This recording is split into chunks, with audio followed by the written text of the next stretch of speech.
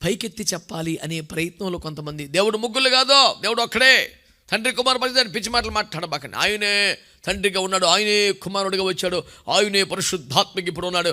అంతేకాక తండ్రి కుమార పరిశుద్ధాత్మని పిచ్చి పిచ్చిగా, దేవుడు ముగ్గురు దేవుళ్ళ 3 ముక్కలు చేస్తావు దేవుణ్ణి అని కోపంతో విరుచుకుపడిపోయే థియోలాజియన్స్ కూడా చాలామంది ఉంటారు. నేను సింపుల్గా ఏమంటానంటే, అంత పెద్ద కష్టపడొద్దు కానీ పైన తేటగా చెప్తాను. ఇప్పుడు నాకు శరీరం ఉంది, మీకు డౌట్ ఏం లేదు, 90 కిలోలు మీకు కనబడుతుంది. ఈ శరీరం లోపట ఆత్మ ఉందా లేదా? ప్రాణం కూడా ఉంది కదా. ఎందుకు ప్రాణానికి ఆత్మ తేడా ఏంటి? తోటకూరకి కొత్తిమీర కూడా ప్రాణం ఉంటుంది కానీ ఆత్మ ఉండదు.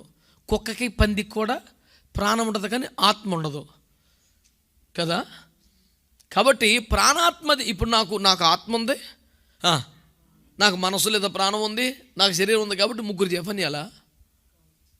అదే పనికి మళ్ళీ మెట్ట వేదాంతం అని 3 కలిస్తే 1 జఫన్యా కదటండి.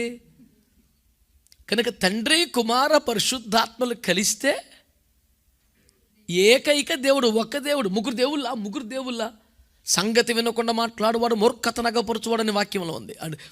గోల్ చేయటం తప్పటి దగ్గర విషయం ఏముండదు. కాబట్టి నా మనం ఏమిటంటే, దేవుని బిడ్డలారా, దేవుడు ఎలా ఉన్నాడో మనం అలా ఉన్నాం. That was the beginning. అంటే మనం అంతరంగములోను బాహ్యములోను దేవుని వంటి వారము. దేవునికి స్తోత్రం కలుగునగాక. మానవుని జీవితం దేవుని పోలిన జీవితంగా, లోపట బయట దేవుని లాంటి వారంగా మన జీవితం ప్రారంభించబడింది. ఆ ప్రారంభాన్ని భౌతికంగా చూస్తే యవ్వనం అని చెప్పబడింది. ఇప్పుడు మీరు జాగ్రత్తగా ఈ మాటలు ఆలకించాలని కోరుతా ఉన్నాను. ఇది మన ప్రారంభమైతే, రైట్, ఈ మానవ జీవితం